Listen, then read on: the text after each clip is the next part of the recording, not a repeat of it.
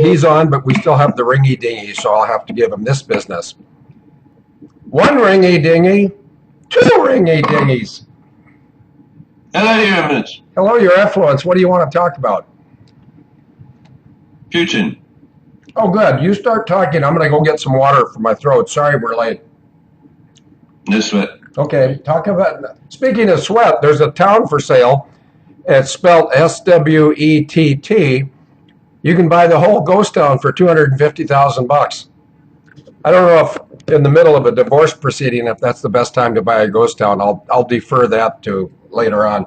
But go ahead and talk about Putin. I'm listening and getting water. All right, so Putin, prior to going to this Paris shindig, was adamantly against the climate scam. Then a few things happened in his life, which obviously made him change his mind.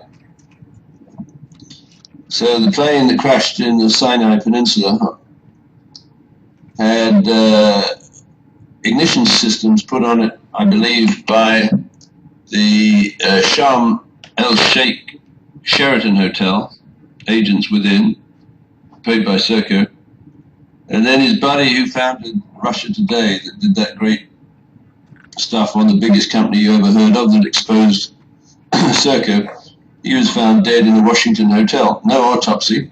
Apparently he was in perfect health. And that's always a sign when there's no autopsy. Unexpected death. Like Willie Card. You know, the Serco ghouls surrounded that poor bastard at his memorial service. He was the founder of the FAA Contract Towers, a project which allowed Serco to get into the back door of the Federal Aviation Administration on 911. So that shut him up.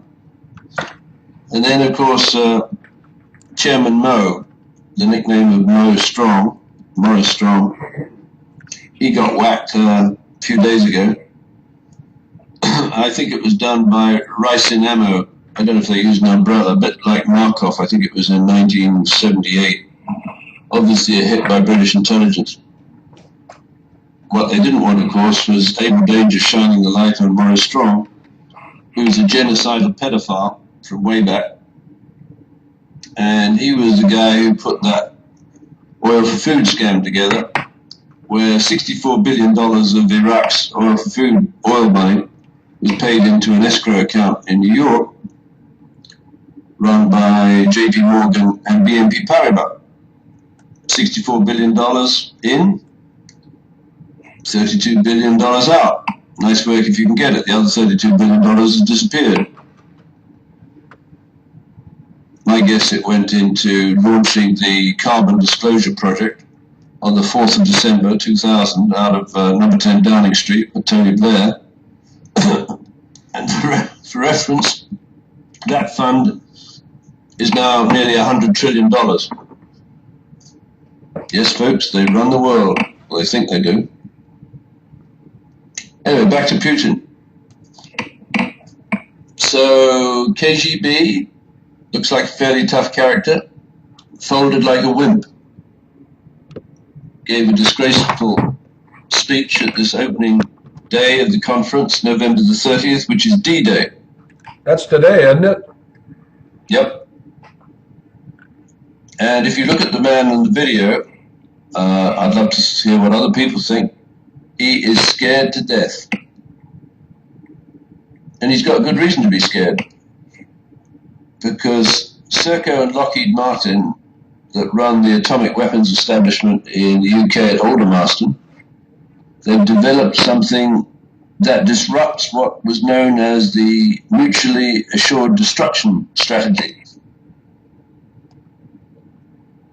And that strategy, called MAD, basically reaches a kind of equilibrium because any first strike by the major powers, and that was back then the Soviet Union and the United States, was such that they would be unable to knock out the response of the victim to guarantee the survival of the first launch capability. That is to say, if Moscow bombed Washington back then, Washington could deploy E4B Doomsday planes and take to the air with what's left of the American administration and direct nuclear response into, I don't know, St. Petersburg or Moscow. So both sides stood the risk of mutually assured destruction until the Secret Intelligence Service in the United Kingdom said, hey, what happens if we could get the Americans to stand down their first response capability? We could win. Does America think that the United Kingdom is an ally? Well, think again. There are people in the United Kingdom that are allies and that fought very bravely with Americans, Canadians, Aussies, New Zealanders, and many other people around the world. But I think it was Palmerston said, great powers do not have allies, they have interests. And the United Kingdom is no longer interested in an independent America. As I keep harping back, visit Spectre, watch Spectre, listen carefully. I've been twice, I might even go a third time. There are good people in British intelligence and they're sending a message. The message in Spectre was that the character C, who you now know as Sir John Sawers, former boss of the Secret Intelligence Service, and the character C in the film, he is trying and has practically succeeded. Well, he tried, let me back up. He tried to form a rebel army in Syria of 100,000 people to overthrow the government of Assad. Well, he's done that. Assad is no longer in power, he's just a cipher. And ISIS is the rebel army of Sir John Sawers. Rubber all the swords of discontent. So these people had to find a way of getting out of Syria and embedding themselves in the Nine Eyes countries and extorting concessions from the elected governments. Been doing it for quite a while, actually, since 1953. Under the Small Business Administration's 8A program, they have infiltrated all of America's major defense contractors, including Boeing and Lockheed Martin, and so on and so on and so on. So within those companies, under the Small Business Administration run by Field Sister from 1998 to quite possibly the present, because all the rest are just fronts, every major government contract with Boeing or Lockheed Martin or General Dynamics has a problem, because inside that contract there is a group of people called protégés, which are Small Business Administration that are receiving loans guaranteed by the Small Business Administration and the taxpayer. So what they've formed are small business terrorist capping groups. And what that means very simply is the protégés say to the mentors like Boeing, maybe John Shalikashvili or the board of directors on 911, we're going to start killing and you're going to start paying. And when we start killing, unless we get payment on the nose or on the nail, the killing that we're going to do is uncapped. We'll just keep killing until you pay. It's kind of scary, isn't it? So on 911, Boeing directors got covert email messages from its protege companies, controlled by Christine Marcy. We're going to start killing passengers, pilots and crew in your planes. Boeing was kind of disrupted because it had just moved its headquarters from Washington State to Chicago to be under the down-low club umbrella of Bambi. Well, what do? You're a director, and then one plane goes, bang. They know how many were on board from the manifest. Second plane goes, bang. Third plane goes, bang. Then you start paying. Fourth plane goes, bang. but the Capitol building didn't get hit. So the cap cut in, and so there was a total number of dead. Isn't it always interesting when you think about what they would have said to the New York Fire Department pension fund trustees? We're going to start killing you guys till you put some money in the carbon disclosure project. So I don't know how big that fund is. They used to have some shares in McDonald Debt Buyer, which is no coincidence. Well, I think they warned the fire department pension fund, we'll kill up to 343 of your firefighters. They can be very precise. After all, they rigged the building with explosives. They know exactly how to put some firefighters in harm's way because they control the communication systems through Motorola. So they start sending the firefighters in. Building number 2 comes down. They know exactly how many are dead because they know exactly where the firefighters are in that building. FDNY pension fund starts to shit itself. Second building comes down. Money is paid over. The cap is at 343. I actually think it wasn't 343. I think they realized a lot of money. And I think under the Social Security Death Index, I think I got that phrase right, they can't find 343 dead firefighters. It's quite significantly less. But the quasi-dead firefighters' families had a bit of a change of name and probably got, I don't know, $1 million of shut-up money. Anyway, I bang on, Phil, but so Putin has actually folded his tent. So it's all over for Putin. Over to you. Well, I don't know if it's all over for Putin. You apparently are not aware of the December 26th turkey shoot because maybe you didn't see the radio show ad today. I did. Oh, you did? Okay. Well, then there might be a turkey shoot on Kwanzaa, not bonsai, but Kwanzaa. Oh, Afterburner just posted a picture. And I asked if you are looking for great guns. Yeah, there you go, Afterburner. Thank you. And George H. also put it up. His is rotated 270 degrees to the right or 90 degrees to the left. But do you see these images that were just recently posted, David? Yep. That's an elf, okay?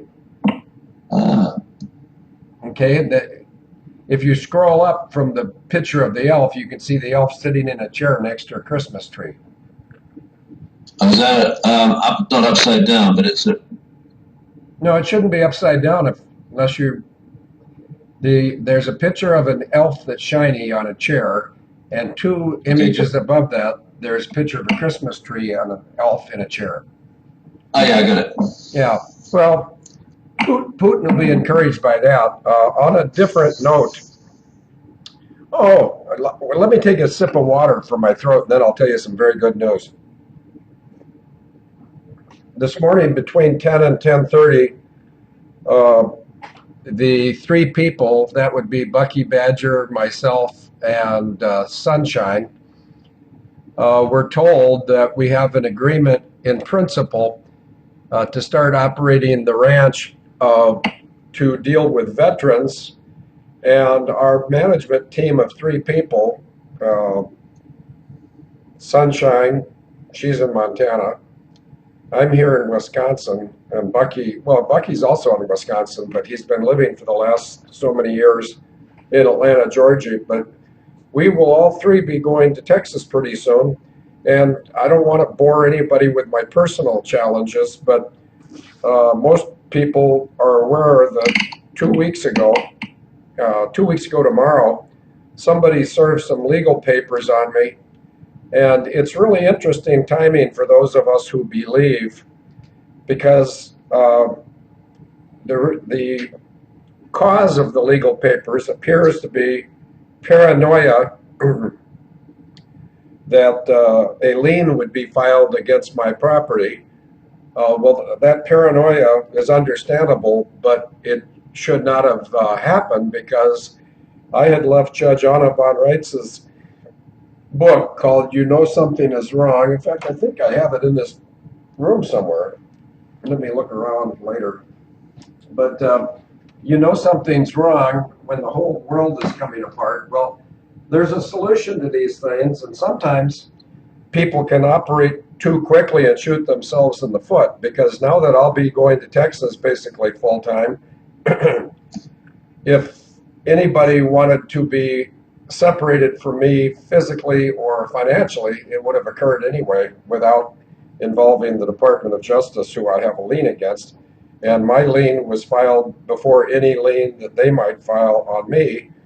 And therefore, it's my understanding under the lawful system uh, that I cannot be interfered with until the lien is satisfied. So that's just an interesting issue. But the ranch thing fell into place this morning. And what day is today? It's November 30th. So this is, I don't remember the first time I went down to Texas looking for a ranch, but I think it was in September of 2014. So for the last 15 months, this has been an emotional roller coaster. And as of this morning, it looks like the emotional roller coaster is now in neutral, and good things will start happening. And Bucky Badger is going to be the day-to-day business manager, and I'm going to be the male host, and Sunshine will be the female host. And she and I both have backgrounds in agriculture, so we're gonna do some upgrades on the ranch when it becomes ours, as in we're the owners.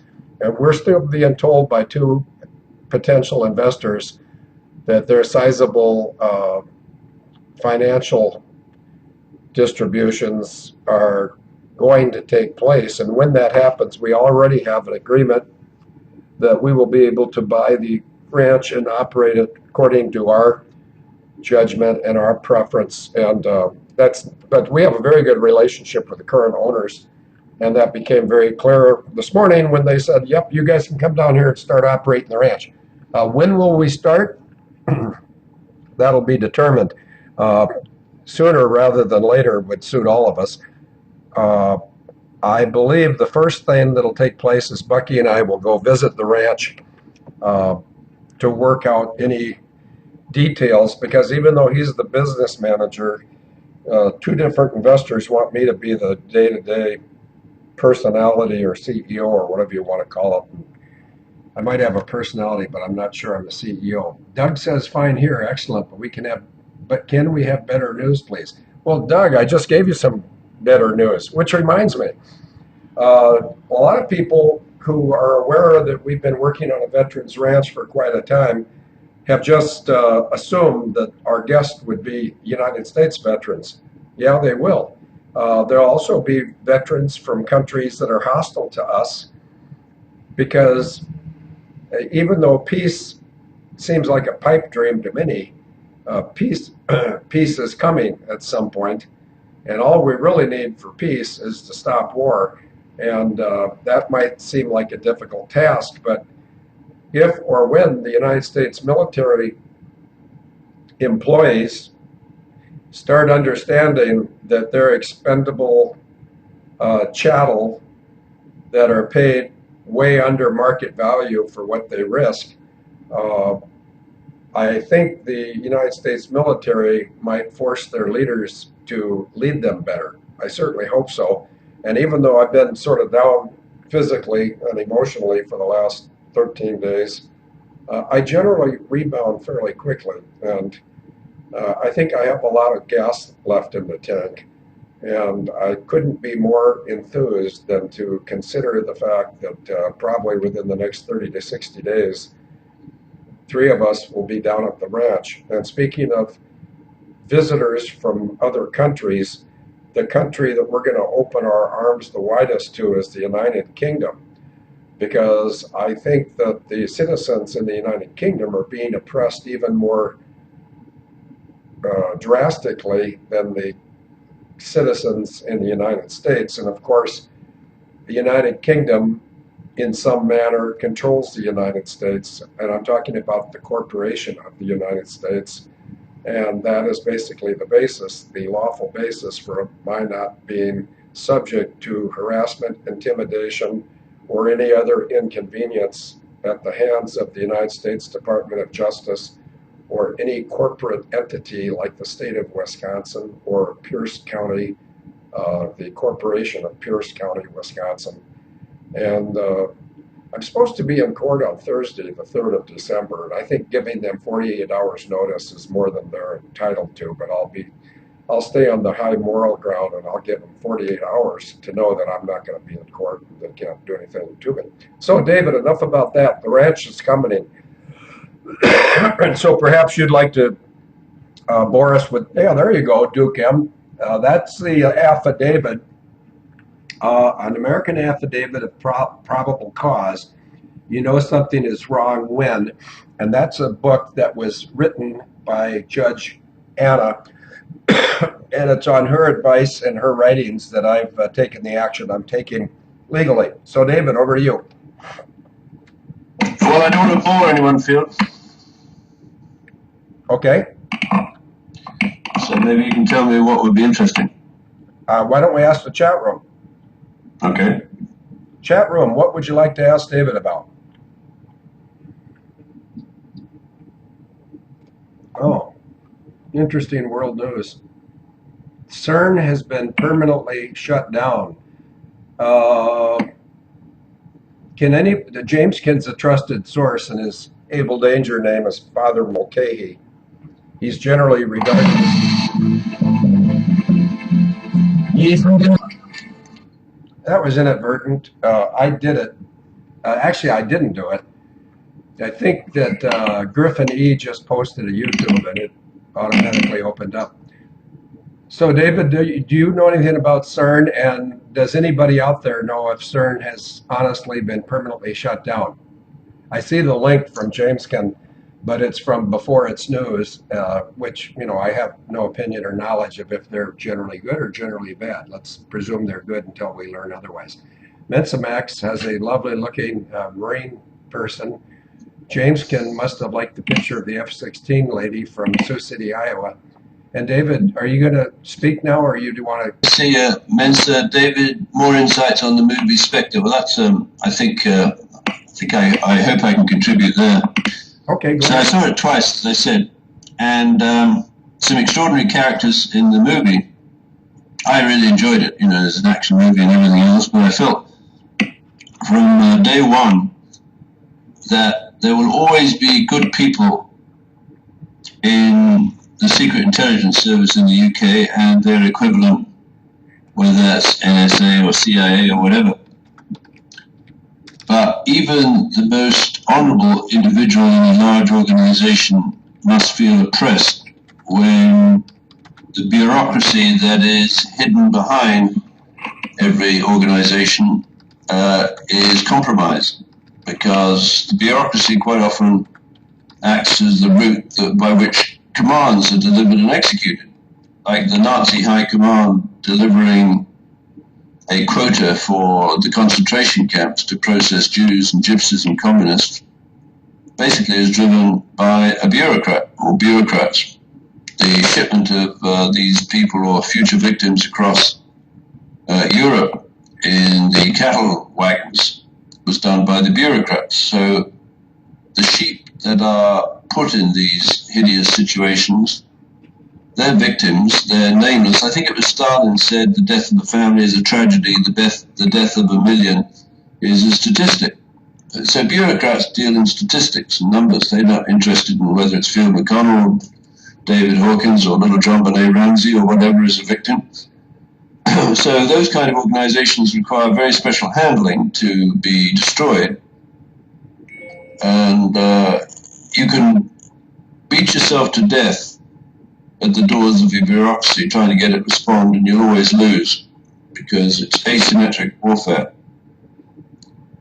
The only way of destroying a bureaucracy is to cut off its money supply. The only way of destroying the Nine Eyes bureaucracy in the movie was to kill C, actually. And that's where the good guy, the 00 program representative, or James Bond, comes into the picture. His former handler, which was a woman, is dead, and she leaves him with a tape which plays back a message about who he's got to kill. And he is licensed to kill under the Crown. And the assumption, I think, historically in the minds of the Brits is that that license to kill is genuinely earned and deserved.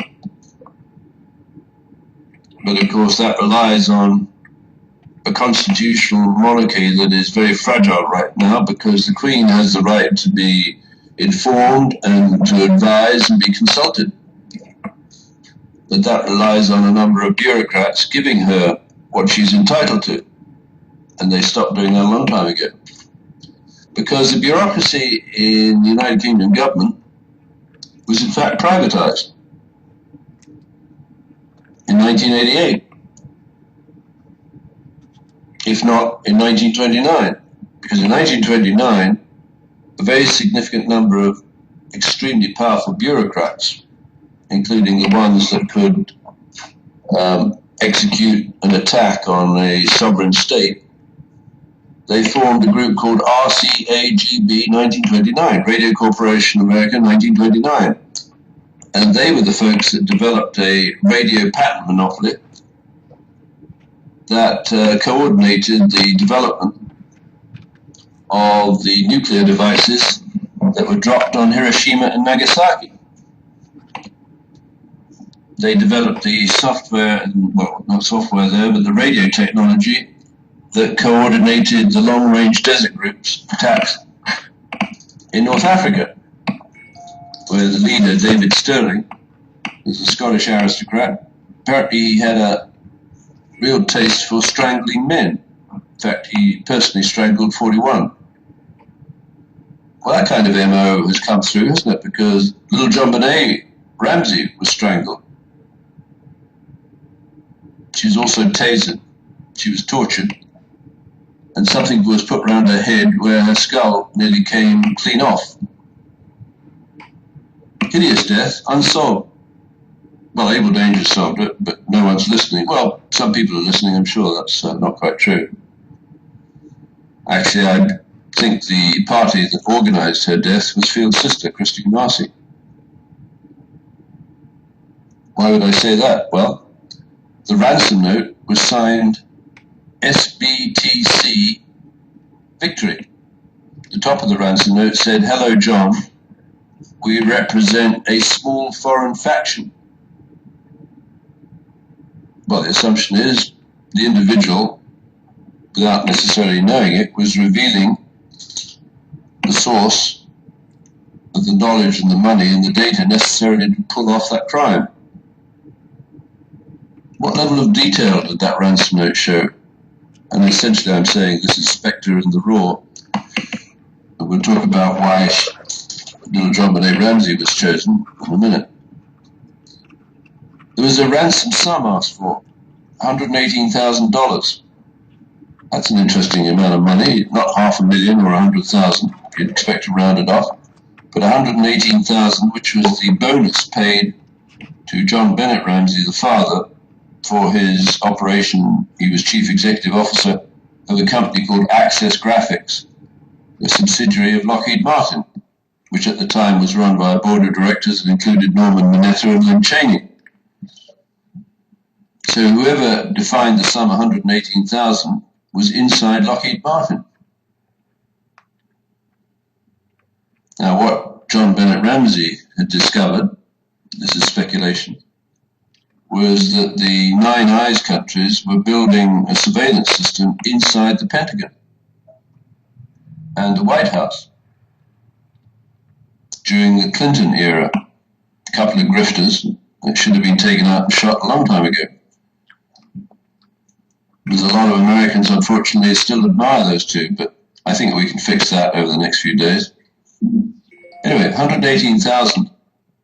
So SBTC, what does that stand for? We have discussed that in the past, but I think we know now. It's the Small Business Terrorist Capping Group.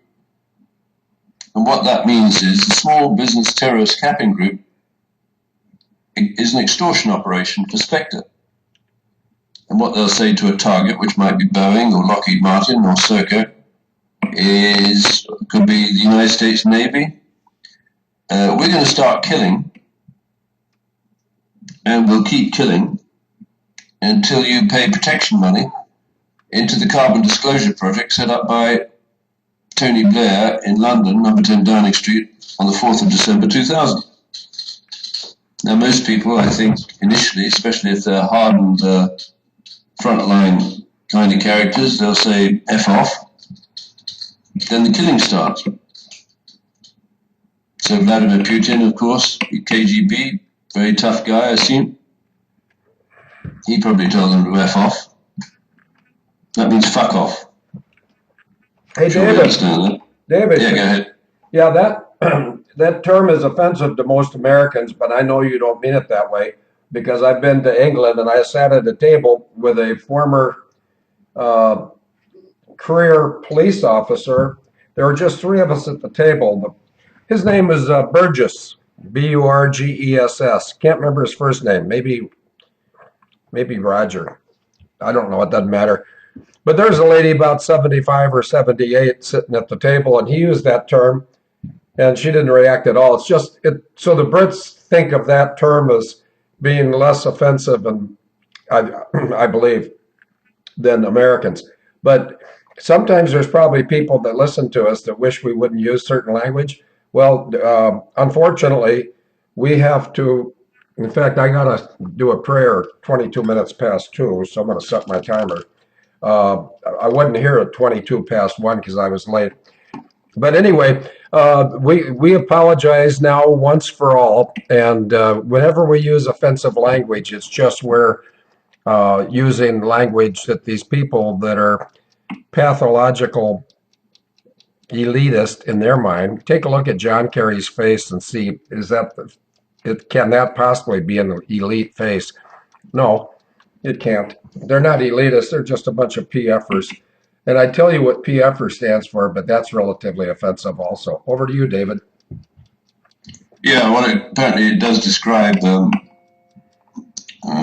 Cameron, but he uses the head of the pig, and the pig is dead. But that's kind of by the by. No, you're right, Field. And the great dilemma for people who like to think of themselves as moving in polite society is, unless you understand the language of your enemy, you're always going to be a victim of that enemy.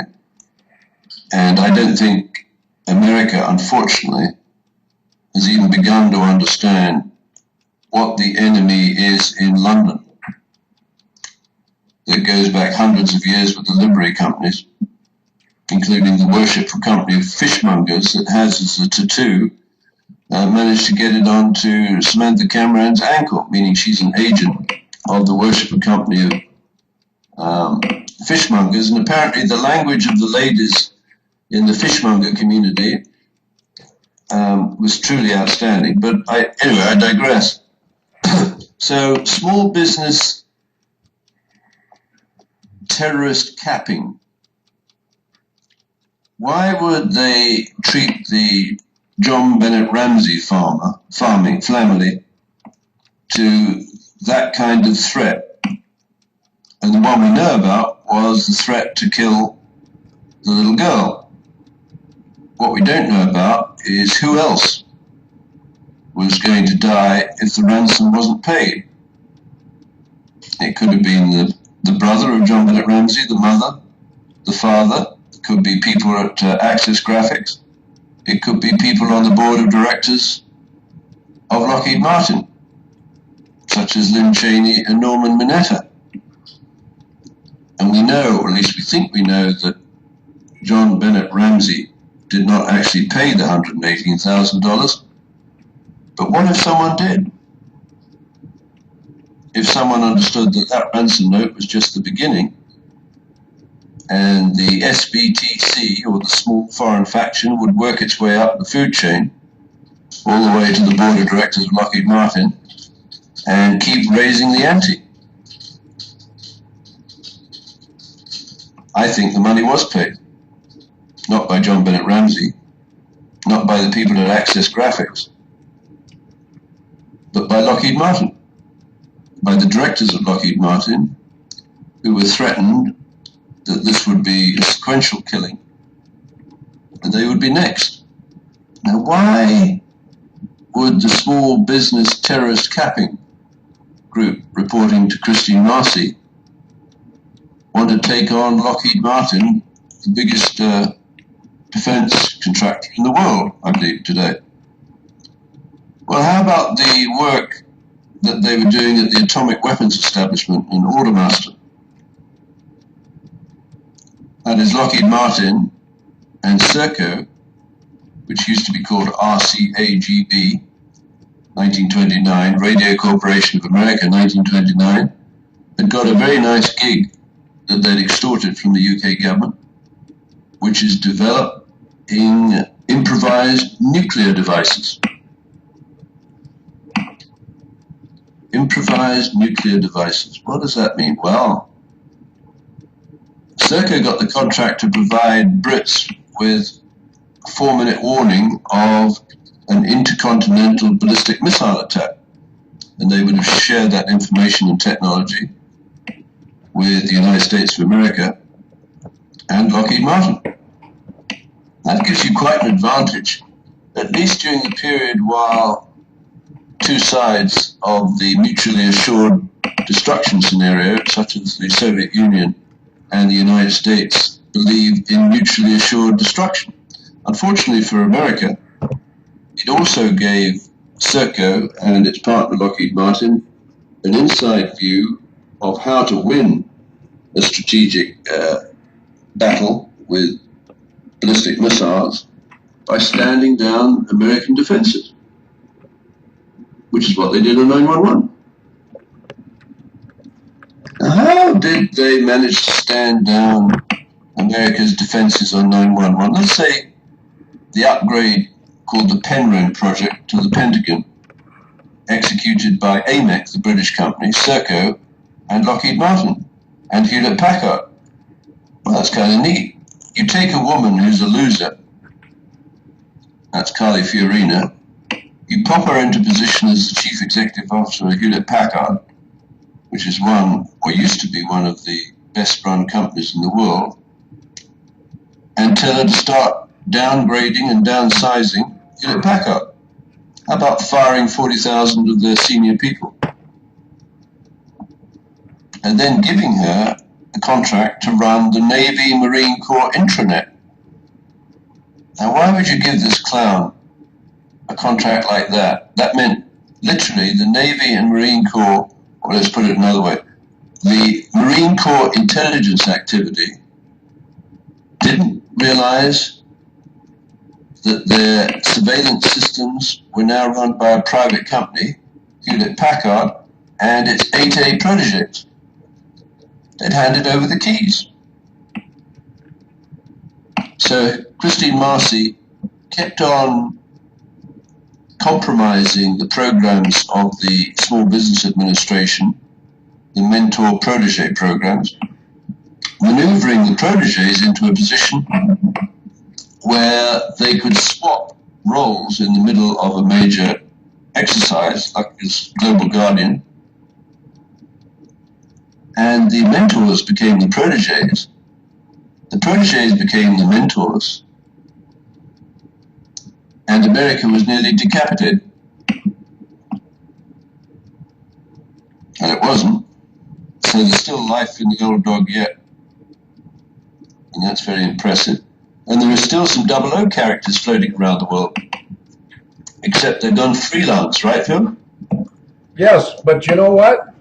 When you were asking the question, how was America stood down on 9/11? I think we need to remember that on the 20th of August of, like I said, I think we need to remember. Too bad I can't remember. It just kicked in. On the 20th of August of 1991, Canadian Forces General Maurice Burrell and that guy that's a carpet designer from North Carolina called Henry Shelton, chairman of the Joint Chiefs, signed an agreement that anytime Canada instructed the U.S. forces to stand down, the U.S. forces would stand down, and Canada would be responsible for air sovereignty of the entire land masses of Canada and the United States. So now, did that cause any discomfort for Hugh Shelton or Henry Shelton or whoever that guy is? Apparently not. I don't think he's overly bright. That doesn't matter what I think, by the way, but he appears not to be overly bright. General Maurice Burrill, on the other hand, demonstrated remorse because he was given a really cush job for attacking America on 9/11 as a reward. And he kept that job for a while, and then he realized what he had done, and I think his conscience caused him to leave that cushy job.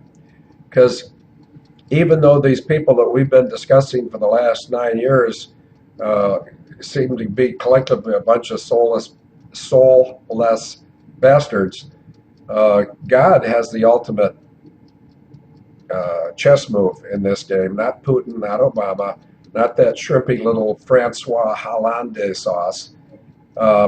No, God created the world. He's in charge of the world. And those people can do all they want, and they're just completely wasting their time and exposing themselves to some rather stiff punishment. So I'll leave it at that. But I want to remind people that we got the ranch approved. We will be operating. The name of the ranch will remain Selah, SELAH ranch.com, SELAH ranch.com. But we will have a veterans organization down there, and we're going to provide retreat facilities for veterans. And I think it's very interesting that on this day, Monday, the 30th of November of 2015, there's a brand new Boeing KC-46A tanker program being revealed. David, listen to this, where it's being revealed.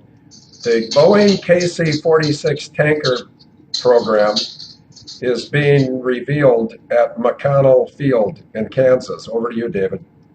Yeah, there's a lot moving in our favor, Field. Now, going back to the Spectre idea, so the assumption would be that the script writers of Spectre have sent a message that with the 00 program being shut down by the bad guy known as C, the only way of surviving and protecting the country consistent with the oath is for the 00 agents. Phil, I'm just going to put the dog in the car. Yeah, go ahead. Turn your microphone off first. Okay, bye now. I'll be back in 5. Okay, take your time. Actually, his timing's pretty good because at 2:22 I'm supposed to say a prayer. And I don't know if the prayer lady is in the chat today. It'd be Sunshine. Let's go looking. Lots of names in chat today. And so that's, well, what greater compliment could you give anybody than to share your time with them? And that's what you guys are doing. Yeah, Silas the dog. Okay, I'm going to, right in front of all you people, I'm going to go ahead and text Kelly and see if I can find out what, oh, wait a minute. Maybe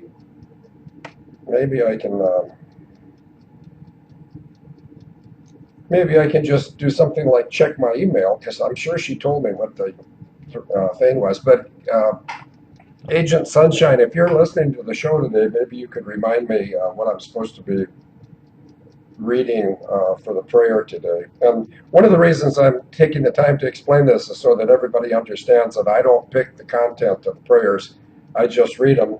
And we do that at 22 minutes past the hour. And the reason we do it at 22 past the hour is on January 22nd. So that's 122, 1991. A U.S. Marine Corps Colonel, James Sabo, was murdered under the orders of GHWB, Jeb Bush, Commandant of the Marine Corps, Al Gray, Assistant Commandant Davis, Brigadier General Wayne T. Adams and Colonel Perky Underwood, who is the next door neighbor to James Sable. And Perky Underwood's wife, who is now deceased, called him on it immediately. And the verbatim quote, thanks, Swamp. The verbatim quote was, Joe, this time you've gone too far. That's a verbatim quote. When Mrs. I wish I could remember her name. I think it will come to me, but James Sabow's wife, when she ran over to Mrs. Underwood's house, and she was shocked, of course, having just found her husband of a long time, 51-year-old. How did we get wrapped up into this Colonel James Sabow deal? Well, the short answer is God did it. But if you don't want to believe that, let me tell you from a human standpoint what happened. In 1974, Colonel James Sabow and I were two of the Marine aviators that were in a Marine Corps-wide aviation recruiting brochure, which would seem to cause many people to think that Colonel James Sabow, who was then a captain, and myself, who was then a first lieutenant, that we knew each other. That's an unanswered question, and it's going to stay unanswered until we get the Sabow murder trial. We got to get the cause of death changed on the death certificate, and I really need to take the time. Maybe David's back. I need to take the time to figure out what this prayer is because it's almost prayer time. David, are you back? David, if you're back, turn your mic on and let me know. But otherwise, if you're not back, life continues. And oh, goody. I just got it from Kelly. Pat, reading from my morning. Kelly okay. Pat, who's Freeport girl, she's also the Buckle Babe. And Kelly have both told me what it is, and I see it now. In fact, Swamp said she would post in chat. Thank you, Swamp. Thank you, Kelly. Thank you, Pat. And I'm going to go. I got a little bit of time to find this. So, David, if you're here, turn your mic off because I'm doing the prayer thing. Okay. Thank you. 1 Peter 4:10. 2:21. Good. Still on schedule. 1 Peter 4:10. I'll recognize it when I get there. I'm not talking about heaven. I'm talking about 1 Peter 4:10. Yeah, okay, good. I got it. And here comes the prayer, and then we'll have 90 seconds of silence for Colonel Sabow.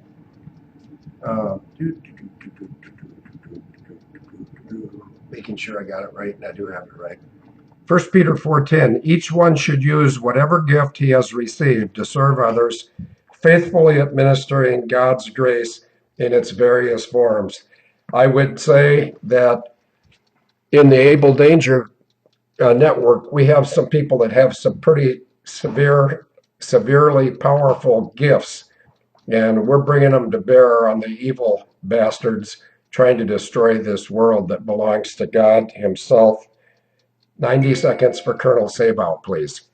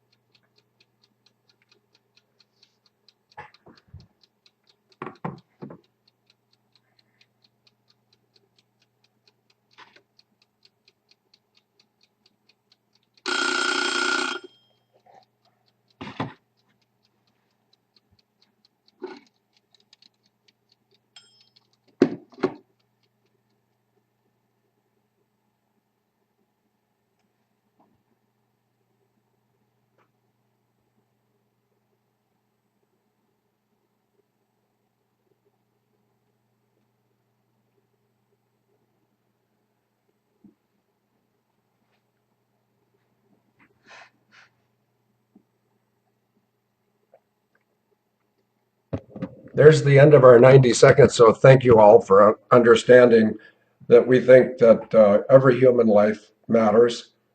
And it's our feeling that the United States should set a very high bar in the world, and it's pretty low bar when a president of the United States authorizes the killing of a 28-year-old Marine pilot with a flawless record.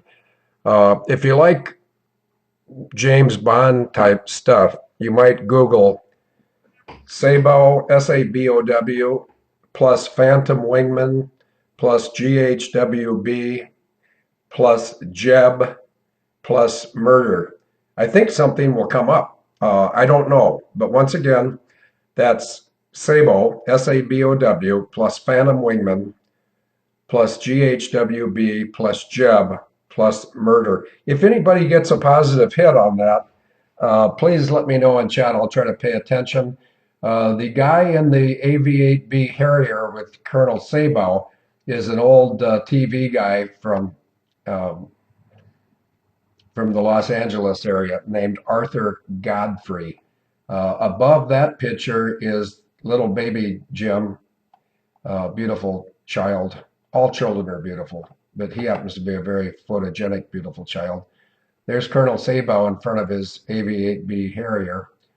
And John 844 is saying something about good news. I think he's talking about the fact that the ranch is going to be under the operational control of Bucky, myself, and Kelly fairly soon. I've also reached out to several people in the United Kingdom, including Brian Garish, Mike Robinson. They're with the UK column. And there's about 6 UK agents over there who I've met. Actually, I've met a lot more than 6, but there's 6 of us who have a fairly good relationship. One of those 6 being me, but I'm not a UK guy. The other 2 guys are Doug McNichol, he's Agent McDime, and Vanishing Point. And the 3 ladies are Denise, Agent Dice, Anne, Agent Afterburner, and Joyce, Agent Liverish Peasant. So the reason I'm bringing up these UK people is we're going to have the tightest relationship between the ranch and the United Kingdom, simply because I want to get the discussion going among the UK and US military. Why are we allowing our elitist pedophiles to cause our red blood, whether it's UK red or US red? Why should the blood of US and UK servicemen spill just for heroin, 800 billion a year in profits from Afghanistan? Ever wonder why we're in Afghanistan? Ever wonder why Russia was in Afghanistan? I think it's time for the United States to try to inspire or cause world peace. David, over to you. And you need to turn your microphone on, David. Yeah, thanks very much, Phil. So, yeah, I believe that division between the double O types that dates back to the Second World War and the bureaucrats represented by C started during the war and was picked up and amplified by Pierre Trudeau, the late father of the present Prime Minister, who's now squatting in Paris somewhere with Bambi. And they saw, and remember the Reds under the bed scare in the United States? Of course, there were Reds under the bed, and some very dangerous ones. And they're still there. And they're actually more and more empowered. But anyway, the Five Eyes countries, that's the name given to Australia, New Zealand, United Kingdom, Canada, and the United States. They're signals intelligence service or surveillance systems that would lie behind any of their big projects like The Man Who Never Was, where they shipped a guy in a submarine who died of pneumonia onto the beach at Portugal, and it was picked up, and when they looked at him, the Nazi high command decided there was an invasion due in Greece instead of Sicily, and they moved 30,000 men. And that's the kind of at least superficially, as far as I can see, a good project for 00 characters. Now, for the communist subversion of the Five Eyes countries, and that would be primarily be China and Russia, and let's not forget how bloody those two regimes were, with Russia probably responsible for 50 million deaths in the Stalinist period, and under Mao Zedong, 80 million. That's a lot of people. There are various parties sympathetic to the communist cause, or at least the Fabian cause, that decided in order to break up the Five Eyes monolith in the free world, they needed to expand it outwards and compromise with agents across from one group to another. So under that film where they talk about the Nine Eyes, C, that we now know to be in the real world Sir John Soares, made a presentation to a group of characters, presumably the Nine Eyes at the time, and I went back and I missed it the first time, but in the film I saw that one of them was China and the other was South Africa. And what they were saying to these characters is, why don't we pool all of our surveillance systems? When you think about it, Brazil, Russia, India, China, and possibly South Africa, that represents over 40% of the world's population, together with the UK, US, Canada, Australia, New Zealand, which would represent the cutting edge of command and control and surveillance. You put those two together, you control the world. Anyway, there was a vote on it, or at least C asked for a vote, but South Africa said no. And then as the film proceeds, you see there's an attack on Pretoria, and then as it sort of the last third of the film, you see that South Africa changes its minds and joins the Nine Eyes countries. And what I think, if I understand correctly, C said, he said, once those surveillance systems are joined, we control the world. And there's a clock and a countdown, which is very interesting because Biden's home has the master clock for the United States Navy, and there's the equivalent in the UK.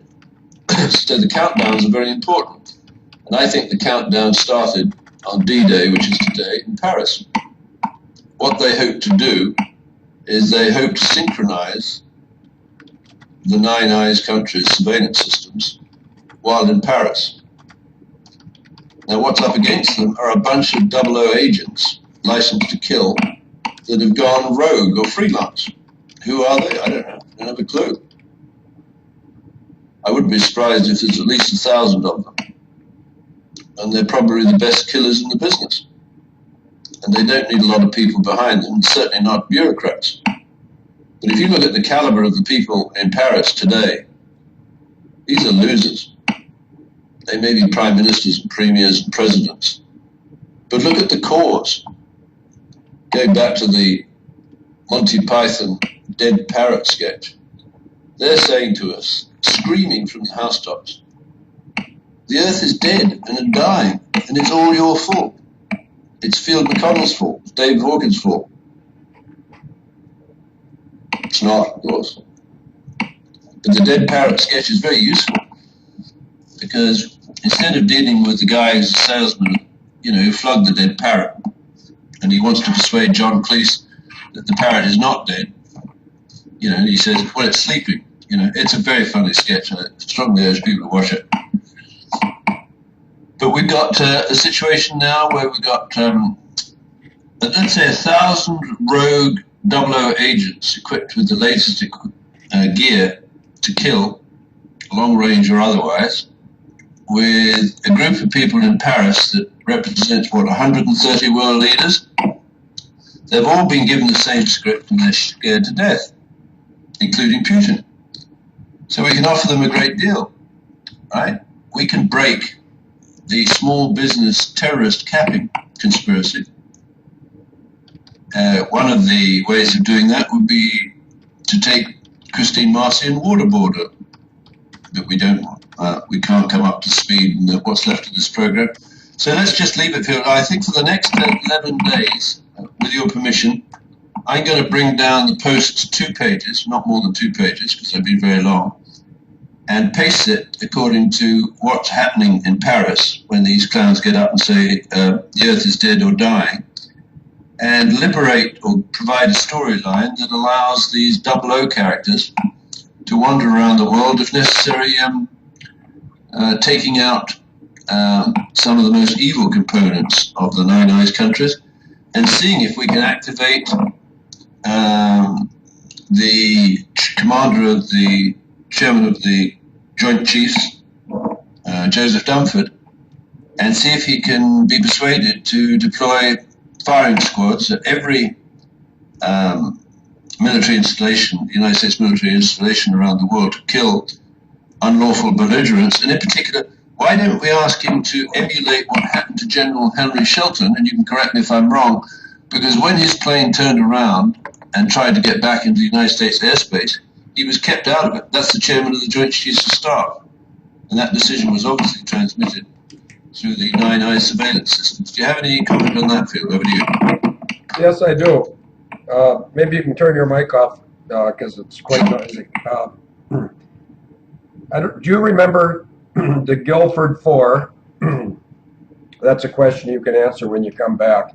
And would you find it remarkable if the Houses of Parliament were targeted for an ISIS-type attack because the UK government realizes that there's a lot of incriminating data inside the Houses of Parliament, and so if they could burn it all up, that might help people like Cammy Poo, the pig fan, and let's see, who else is over there? Well, the people that protected Jimmy Savile, they're known, and the people that are intentionally abusing the United Kingdom for money and control, those people are few in numbers but rich in transgression.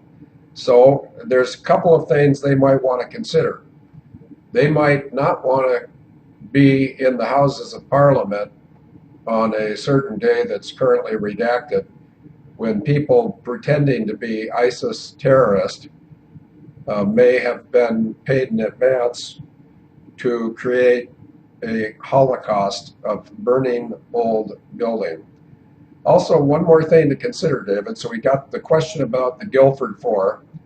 We got the potential for an attack on the Houses of Parliament because the information contained within those halls would expose the abuses going on back to before the time of Harold Goulding. Harold Goulding, if you're not familiar with him, you really should be. A good way to get familiar with Harold Goulding is to Google Harold, Goulding, plus James Bond, plus small boats, plus Hailing Island, Hayling, Island. So we got the question about the Guilford 4. We got the question about the threat against the Houses of Parliament to be destroyed. And that's not consistent with War Plan Red, but it would have the same effect. It would be an inside attack on oneself in this case. The third question, David, if the pedophile elitists that pompously parade around like they know something more than we, the common people, if they in fact have chips or blood chips on their body, do you have any idea what electronic hackers could do to those chip-infested pedophiles? Over to you, David. They could kill them. Well, then what makes you think that the Marine firing squads might not already be deployed and ready to start taking action? That's an excellent point, Phil, because I think the Double O program has been shared amongst the legitimate players in the Five Eyes countries. They do realize that they're being compromised by the incoming Four Eyes countries, probably as much as anyone set up by Pierre Elliott Trudeau, who never met a dictator that he didn't adore, including Stalin and Mao Zedong and Castro. But I think you're right. I think there is a huge number of good 00 caliber characters wandering around the world with shared intelligence amongst themselves. They're probably not using conventional networks. They may very well be using Able Danger. After all, we don't need to know why things are said as they are on Able Danger, but if you look at the impact of Able Danger, we would have been the first organization, pro bono counterintelligence organization, to expose the script writers of Spectre as good guys who are warning the public at large about what's coming down in Paris. So these are exciting times. I think we're on a roll. I'm glad to hear the ranch is going well, and it's 12:40, Phil. Okay, before you leave, I just got a message a couple of minutes ago from Calvin down in Tampa, Florida. And he said he wants to make an announcement, and I have no idea if he means to make it here in chat or to make it on the phone or to make it on Skype. So Calvin, if you have an announcement you want to make verbally and you have Skype, we could do it on Skype. Or if you want to call me, my cell phone number, super secret, so nobody remember this, 715-307-8222. And someone called me as the show was starting from Oregon. And so note to self, call the Oregon person back before I turn off Skype, before I turn off live stream. And whatever that party wanted to talk about, I won't identify who the party is, but we'll discuss it on the radio. And David, you might see these pictures of Elizabeth Laird, Laird. She's an 84-year-old woman who is afflicted with cancer, and she can no longer live independently. And so I think sometimes if you recognize God's timing, it becomes real easy to know what to do. My phone's ringing. David, you can listen or you can stay or go. Field McConnell. Yeah, do you want to make an announcement on the radio?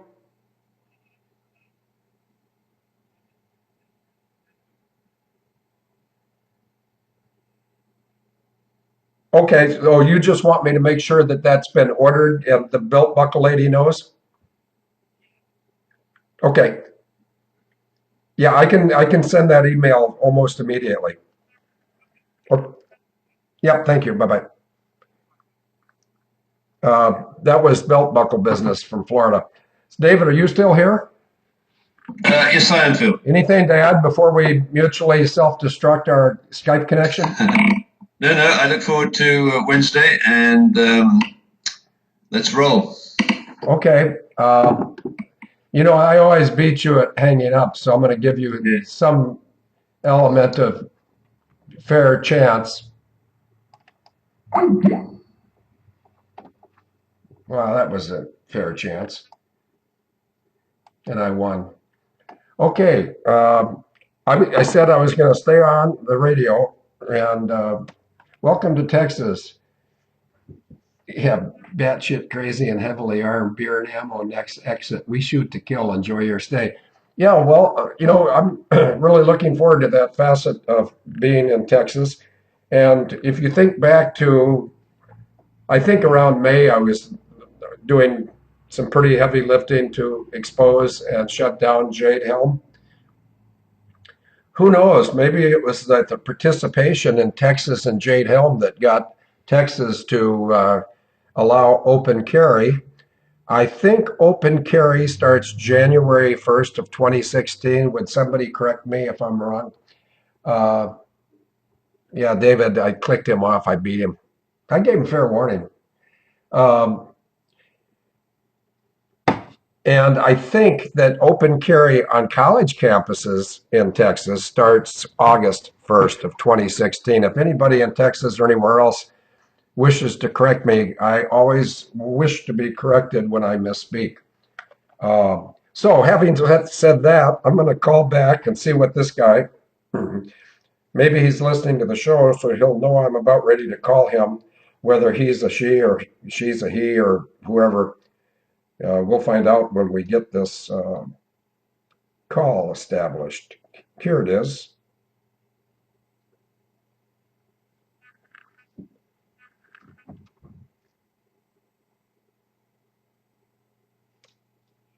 Yeah, this is Field McConnell, and I'm still on the live radio show, but I was wondering, is the information you want to give me something you'd like to give to our radio show audience if I turn my speaker on?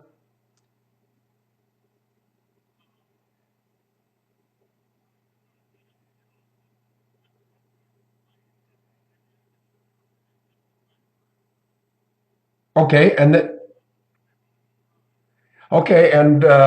I'm gonna just to mask your identity. I'm gonna say that you're from Cottage Grove, Minnesota, which is about 20 minutes west of me. So that's the only ID anybody's going to get from me and your phone number.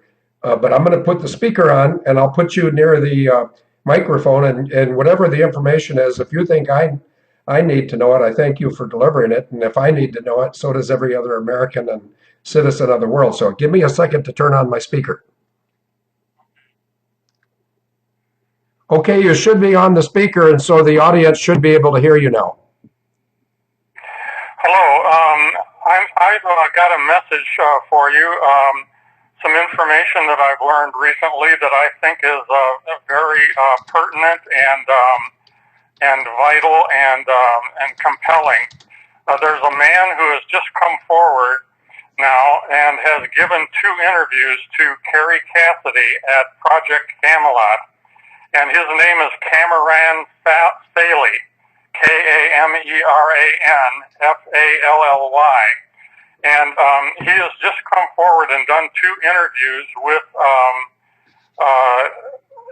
Carrie Cassidy at Project Camelot. If you just go to YouTube and then Project Camelot, his first interview, the picture of it, he's wearing a black hat, and the second interview, he's wearing a white hat. And he connects the dots politically all across the world, what's happening, and explains it in an extraordinarily explicit way, which I find fascinating and revealing, and ties a lot of other things together that are, off-world and makes sense of it all in a very compelling fashion. And I've never heard anyone that compares to him at all. He said that he had to wait until he felt in terms of the right time had come so that the information that he passed wouldn't turn negative. And he has an internal guide that has compelled him now to come forward at this time because he thinks that his message will be positive. So his 2 interviews are vital for everybody to get a comprehensive around the world view of what's going on politically and in other dimensions too. And that's basically my message. Okay, well, everybody could hear you loud and clear, including me. And do you have any way to contact that gentleman, or should we try to contact him through Carrie Cassidy? There is a way to contact him, and people that are interested, if they go to projectcamelotportal.com, and that's Carrie's main website, and then they wait for the everything to come up.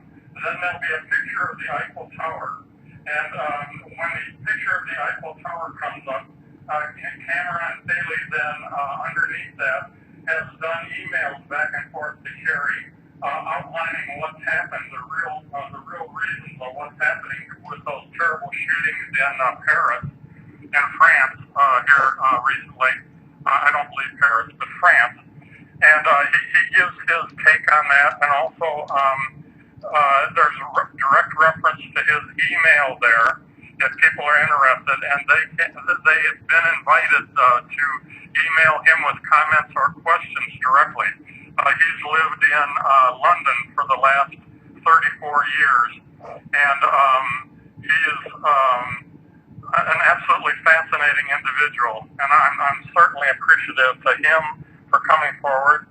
And while I have this opportunity, I'd also like to thank you, Field, and David, and all of your researchers behind the scenes that have done so much to expose the truth and try to put things on a straight track. I know it's very, very tiring, and I'm sure that you're working 25 hours a day and are physically tired, and you push yourself. And I certainly appreciate the tremendous effort that you've put in on the behalf of humanity, all of us. Thank you. You're very welcome, and I'll call you back so we can get to know each other. But you know my number is 715-307-8222, and my email address is fieldmcc@yahoo.com. And I'm almost brought to tears by your powerful and kind supporting observations. But just so I don't come to tears, I just want to remind you and everyone else out there that I don't do what I do for me, and I don't do what I do for any segment of our world. I do it, and David does it, for the global little people who think they have no advocate. And actually, they can think that, and I don't blame them for having those thoughts. But they do have an advocate, and they have an advocate that's more powerful than Putin, Obama, and the name of that advocate is Jesus Christ, and you can call him a lot of different names in a lot of different faith systems, but he's never lost a battle. And, I might lose, but he never will. So thank you for your time, and I will call you back at some point. Thank you, sir, and best of luck. Best regards. Thank you. God's on the project, so we'll succeed. Bye-bye. Well, there you have it. Maranatha spelled his name wrong. Oh, geez. I have no idea what the guy was going to talk about, but you know what? That's how I roll, or that's how I think. I'm not like some of these pedophile elitists. I don't control the thinking or the value system of the world. I recognize things, and I'll tell you one thing I recognize truly, and many of you have heard me say this an endless number of times. I can see the hand of God in the timing of things. And if you think back to what this gentleman just said about Cameron Falley, he thought he was moved from inward to make these two interviews at this time.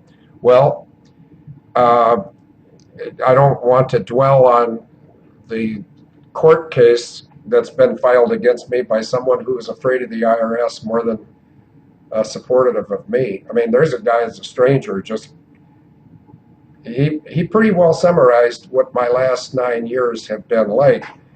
And when I say I don't like doing this, it doesn't matter if I like it or not. I was called to do it. If you want to see how people get called, it's in Psalm 94:16, and I hope Swamp, Maranatha, or Afterburner post Psalm 94:16.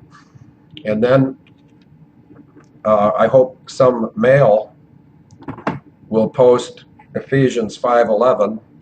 And I got to write myself a note right now to send an email to the Buckle Babe regarding Calvin.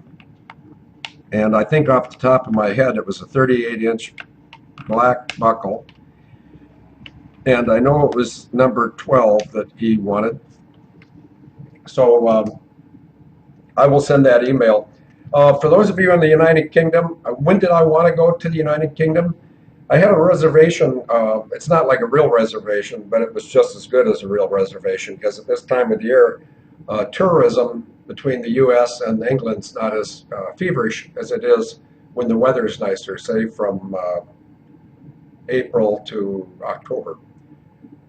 So I had no doubt that I would have gotten on. In fact, I checked. I was going to go over on the 27th of November, and I made that plan before I knew that my roommate of 25 years was going to go find another room. And that really was a problem for me, not because I can't sail my ship alone. I can. In fact, I probably have been. But it causes me great emotional suffering when I see children abused, and about threefold when it's their own parents doing the abusing. And if you think children somehow change dramatically at age 18 or 21, not in the eyes of their parents. And so I have 5 kids that I think may be disadvantaged somewhat. But you know what?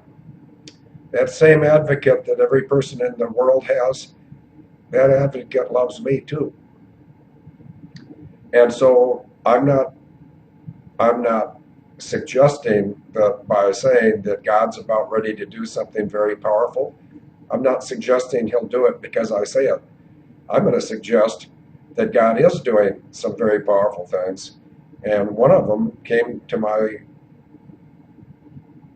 understanding at about 10:25 this morning when I got a phone call that an agreement in principle has been struck between Abel Danger, which is that's not accurate. It's between Bucky Badger, who's going to be, and his name in real life is Brian Banger.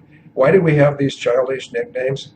Because our enemy are acting like a bunch of spoiled brats. Hillary, John Kerry, uh, Barack Obama, gag me with a spoon. Uh, the pighead guy over in the United Kingdom, why don't you guys just tell your citizens who you really are? If Cameron is Jewish, I think the English citizens should know that. If he happens to be a Khazar type Jew, I think the UK citizens should know that. If John Kerry is a Khazar, I think US citizens should know that. Uh, I see some very good things happening, and the timing could not be more clear in my mind. And of course, maybe I'm not seeing this correctly, but when I file a lien, there was a lien that was filed on the Department of Justice on the 15th of October of 2015. I had I was made aware of that by the care and concern of 2 wonderful ladies. One of them is in the Atlanta, Georgia area. One of them is in Coon Rapids, Minnesota. They don't need to be named, but most of you know who they are. They said, Field, I think that you might want to take a look at Judge Anna Von Wright's book and also be aware that she's filing a lien on the Department of Justice, the British, excuse me, the American Bar Association and the International Bar Association. Well, literally, thank God that those ladies pointed me in that direction because that gentleman who just called me, who's a stranger, I will call him back and I will check on Calvin's belt buckle. But that guy alluded to several things.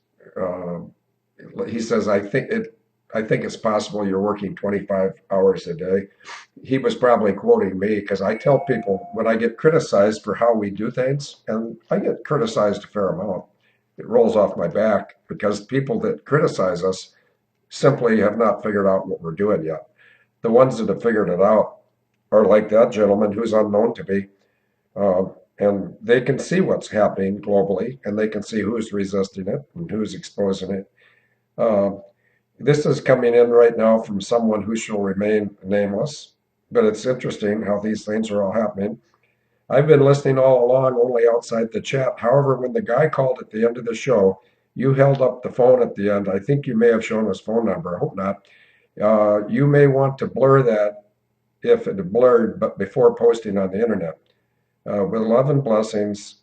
Oh, this is interesting and encouraging. And it's just what I talked about. It's interesting that this is all happening at this time. Uh, this lady who I've never met, I haven't, and no offense, but working 25 hours a day, I can't think of everybody I know and appreciate. Uh, Neither can anyone else, so I don't feel bad about that. But this woman, whose name shall remain anonymous, I don't believe I've heard from her. Probably I could Google. All you have to do, in fact, if anybody wants to Google and find out this lady who just texted me. That was very nice, by the way, or was that an email? It was an email. Um, she thought I might have inadvertently exposed the guy's phone number. I hope I didn't. Um, but I haven't communicated with her that I can recall, probably in 5 years or more. The way to find out the last time I would have thought of her is she's a dangerette, which of course is fiction, right? Her dangerette name is Super Sport. And I think, I'm going back at least 5 years, I'm pretty certain. I think that a Google search term, if we want to find this, and if anybody wants to Google it, I can Google it now that I'm off Skype too. I would Google Super Sport, and I think that would be two separate words, plus chips, plus pastel, plus IOC, and then either Niagara, you can't make this stuff, or Viagra. I think something will come up. I'm going to see how we're doing in the chat room, then I'll turn this thing off. I've got other things I have to do today, like write an affidavit that will not be well received by the Department of Justice, and who gives a rat's ass. Let's see. I want to do this. There's You know the good book well. Well, I don't know it well enough. Crown Royal Cookies. You know, that sounds really good. Then I got a text. I got a name in from Texas Mav. Maranatha is working on her spelling. Field has blanks and not holding back is connection. I think there's one misspelled word in there because it doesn't make sense to me. But anyway, that's from Griffin E. When you watch the video, read the info on the guy. Okay. It happens when God winks. Okay. Maranatha posted Psalm 94:16. Who will rise up for me against the evildoers? Who will stand up for me against the workers of iniquity? Uh, at exactly 3:35 p.m. on Monday, the 4th of December of 2006, God called me just like that. Let me go back and read it again to you. Who will rise up for me against the evildoers? Who will stand up for me against the workers of iniquity? God asked me to do something, and I've been doing it.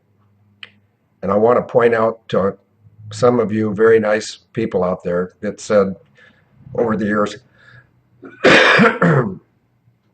we really like your information, David and Field, but we wish you wouldn't write in the manner which you write, meaning the ongoing comparative anatomy lessons.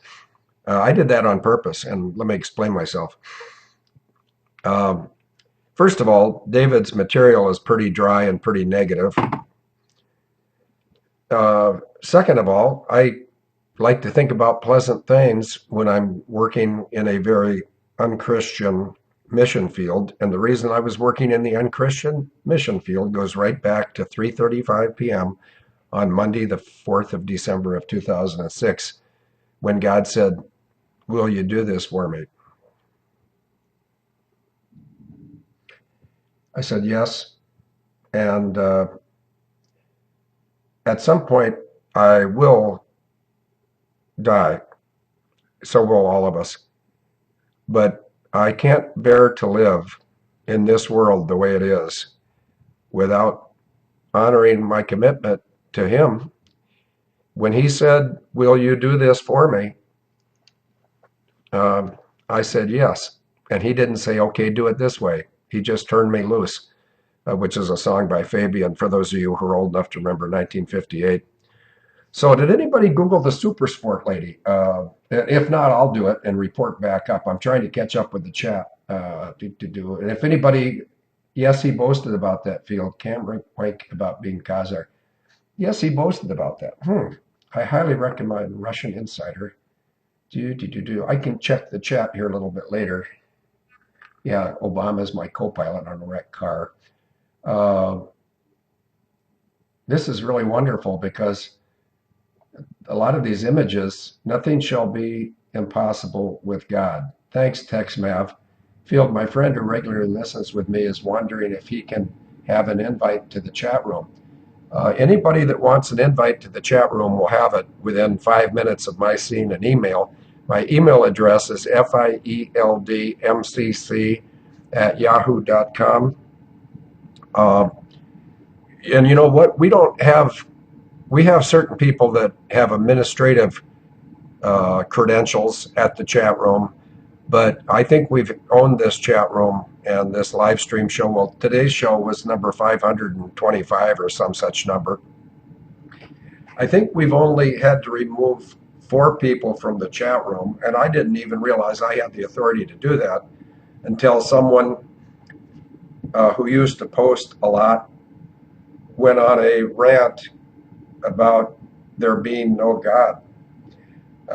If somebody wants to believe that in their own life, they're welcome to do that, but they are not welcome to come on our privately funded chat room and start blaspheming God, because I'm not. Everyone out there listening and I have something in common. We're all sinners, whether we want to understand that yet or not. We are.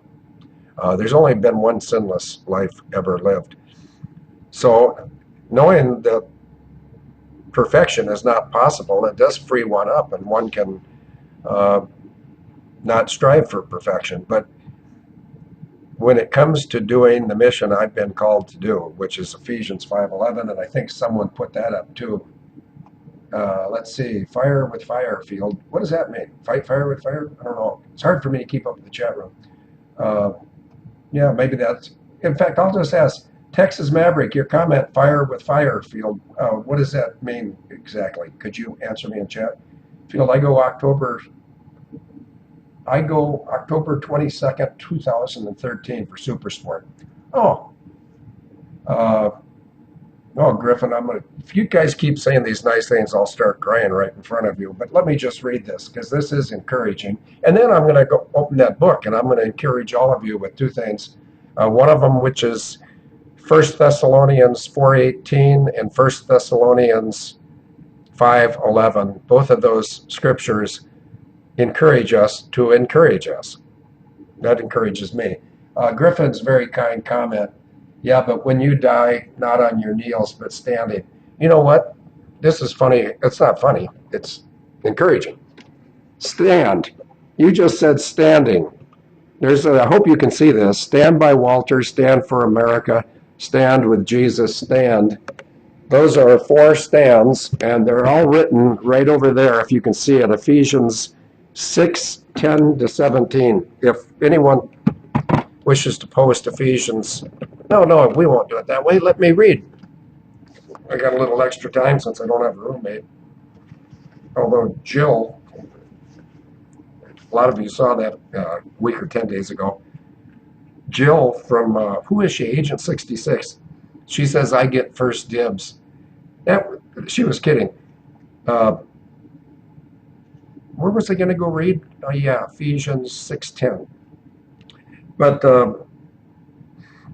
that was really encouraging to me at the time, because when someone benefits from something for 25 plus years and then it cancels all that out of fear of the IRS, I think that probably means that there's some priorities that are understandable but misguided.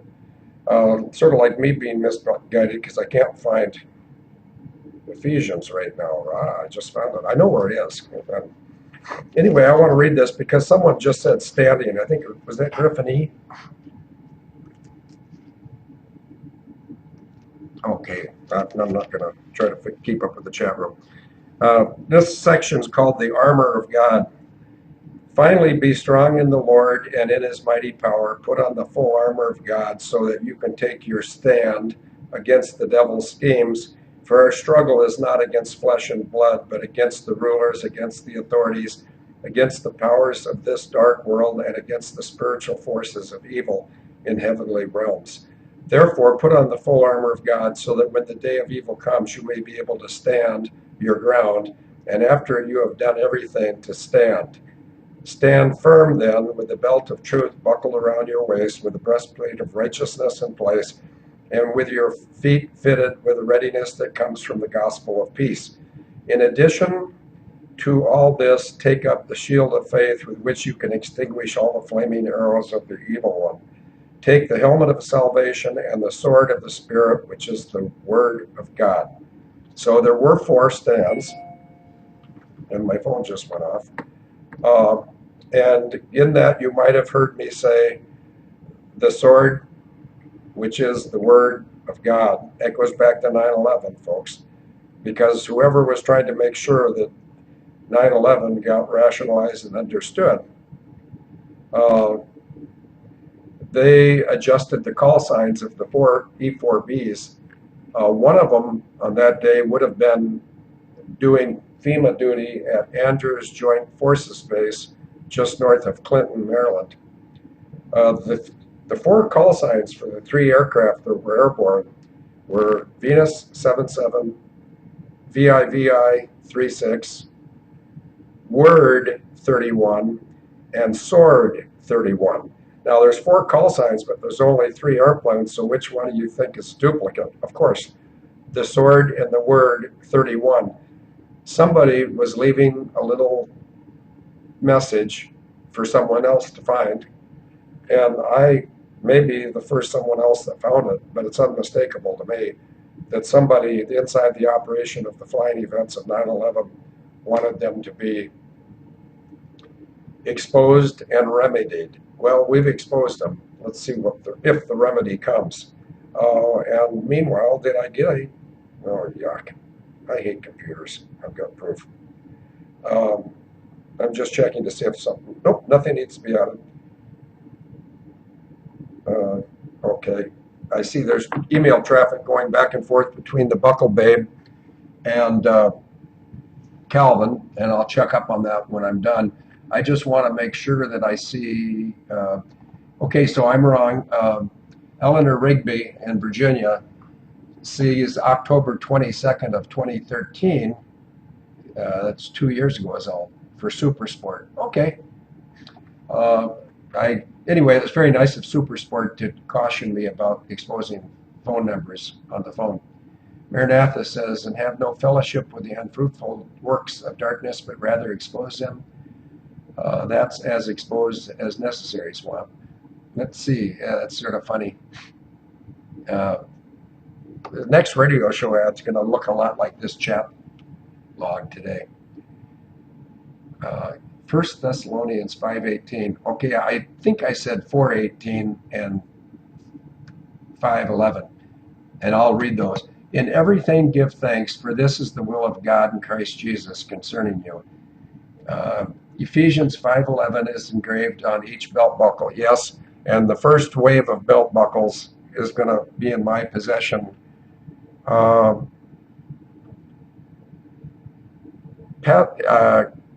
Buckle Babe told me when it would be best for her, and off the top of my head, I would think she said sometime like around 6 p.m. on Friday or at some point Thursday. But she and I will be on the phone. And then as far as the belt buckles going to the United Kingdom, I'll take those and I'll go as soon as I can go with a clean conscience. I got to factor in my daughter's welfare, but I just asked her face to face today. I said, do you have any problem staying here by yourself if I run over to England or go to Massachusetts for some legal things concerning the ranch, or if I go to Texas? And my daughter said, no. The Texas is an easy one because it's a short trip. And I wouldn't be down there very long. If I'm going to the United Kingdom, I'm going to spend a week, I hope, or so, because I don't like going zap, and getting me zapped by getting tired out. Okay, I think I'm catching up. Pat, that's fantastic. Your use of foul language, okay, thank you, Texas Map. Straight fight fire with fire. Yeah, that's what I do. And as far as the comparative anatomy, it dawned on me when I very first started writing, the types of people that, I better not put this away, I might have to read Thessalonians. The types of people that my sister, Christine Marcy, deals with, they are so perverted that I thought a great weapon to get inside their heads and also to prevent them from reading our stuff is I just overdo the heterosexual deal. In fact, you could Google and see that I have oftentimes characterized myself as a ardent heterosexual CMAO sexagenarian. You know, English is such a wonderful language. It's too bad more Americans can't speak it. Ardent, that means you're trying something really hard. Um, Heterosexual, that means no two kickstands and no two donuts. Uh, then CMAO, I didn't make this up, coetally experienced men and women. Sexagenarian, I didn't make up that word, but if you're between 61 and 70, you are a sexagenarian. So I thought my sister, who is a very rabid, high Bristophiliac lesbian, and I take a little issue with that because my parents didn't raise her that way. Um, and I'll see my parents again. She's got a decision to make, I guess. Anyway, so the reason I had all the comparative anatomy is number one, I enjoyed thinking about it. And number two, I thought that that would give them plenty of reason to think that what David and I are writing is pure fantasy or absolutely wrong. Well, no, pretty much everything we've written is absolutely right. And how do we know that? Because we haven't been sued for libel. And we've been doing this for 9 years next month. And next month is tomorrow. David and I had our first chat on the telly on the 6th of December, 2 days after God put me on this mission. Remember, he called me, or I called him. Yeah, I called him, then he called me, and then I did what he called me about. That was 3:35 p.m. Monday, the 4th of December of 2006. Somewhere around 6 p.m. on the 6th of December, Wednesday, I got a call from David Hawkins, and he said, Field, I was given your name by Dan Handley, the United whistleblowing pilot. He says you and I should talk about 9/11. He also mentioned you were a pilot, and so David said, were you a military pilot or an airline pilot, Field? And I said, both. And David, in his childlike exuberance, said, this is like Christmas. He says, I get two for the price of one. Then he said, you're not a drunk, are you? And I thought, well, this guy really knows how to build alliances quickly.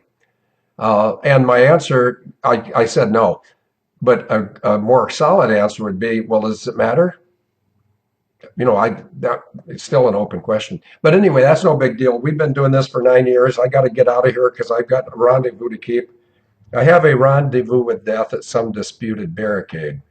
Well, whenever my rendezvous with death occurs, it'll be a great relief for me. But until then, my energy will come back.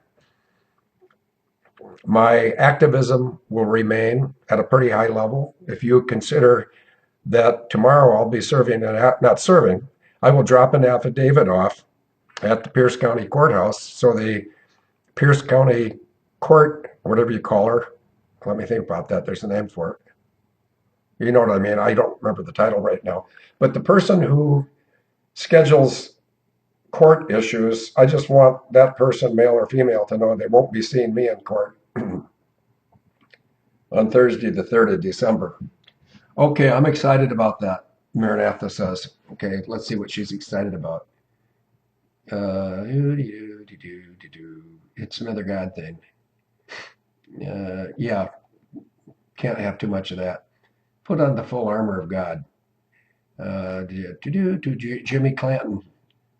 That's interesting. I never heard that song. I just want to make love. Okay, but I think I'm correct. Maybe one of you ladies that's over 29 can correct me. Didn't Jimmy Clanton sing the song, A Million to One?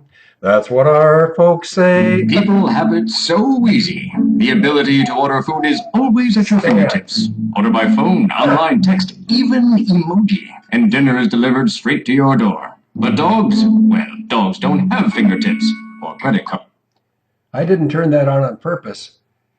Stand by REM. I don't know if that's the same as Stand by Sly Stone. So what is that? Sly and the Family Stone. They have a song called Stand, which is one of the greatest Christian set of lyrics I've ever seen. And a good history lesson for all of us, regardless of where we live, particularly for UK and US citizens. um, Monster by Steppenwolf. That gives a pretty much in an 8-minute song gives the true history of the American immigration when people like me left the United Kingdom because they didn't like the royals and they didn't like the Pope, and they came over to establish the United States. It's very interesting history, and I didn't write Monster by Steppenwolf either. I just observed things. Okay, Buckle Babe. Yep, that's Pat. And I've assigned about 50 numbers for, okay. And I just think somebody sent me a request today. I get a lot of requests, and I can't remember them all, so bear with me. Uh, People that want belt buckles should uh, email this address, Abel Danger, ABELDANGG, no, ABELDANGER, BB for belt buckle, at gmail.com. And the only two people in the world, I think, that can access that email are the Buckle Babe and the Buckle Boss. um, I had a very pleasant conversation with Ryan Vale, who's the Christian gentleman. In fact, I forgot to tell him about the ranch. He called to tell me about the flashlights that we are going to be able to give away for the first so many belts or buckles that we send out. And it's sort of like a Christmas gift. And I think, I can't remember, but I think I put a picture of those Able Danger flashlights in today's radio show app. That's going to be dark soon. Someone's day is about ready to be ruined. 3, 2, 1, cue it. I claim the fifth. I empty the fifth. Let me think if I'm catching up. Christine Marcy getting her rewards. Yeah, okay. Remember, Mensa, it's Marcy. Anyway, let's see.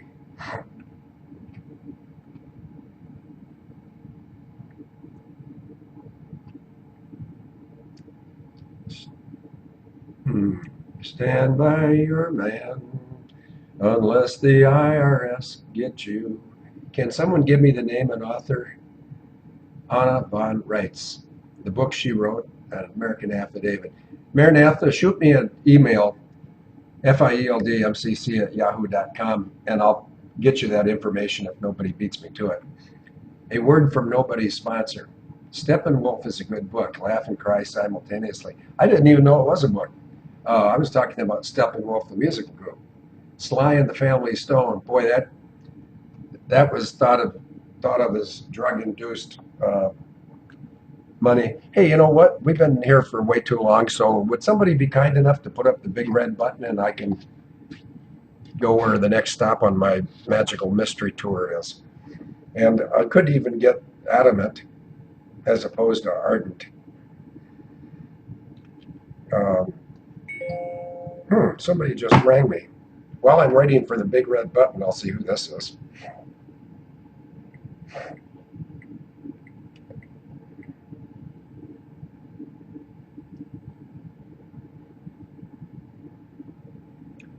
It's nothing I need to be aware of, but it's from the Rutherford Institute, and I see nothing but good things coming out of the Rutherford Institute.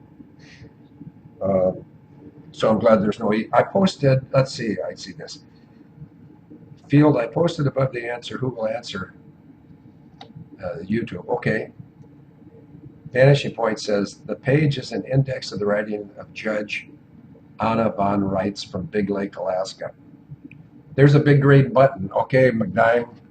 Now that I've got the big green button, all I need to do is get the 3-2-1 protocol, and that could be 3-2-1 push it, 3-2-1 push it in a second derivation. You guys can watch here. This will show you that as soon as somebody tells me to push it, I will push it. Nobody's told me yet. I don't think. There's a big red button.